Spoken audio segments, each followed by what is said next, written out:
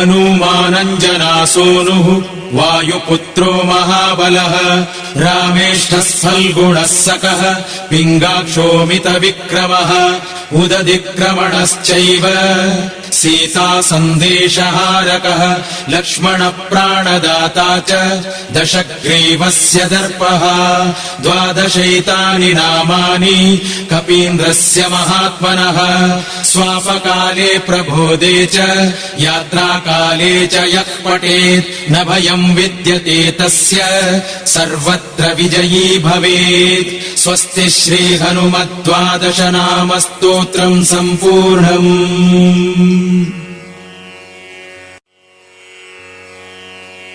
हनूमानञ्जनासूनुः वायुपुत्रो महाबलः रामेष्ठः फल्गुणः सकः पिङ्गाक्षोमितविक्रमः उदधिक्रमणश्च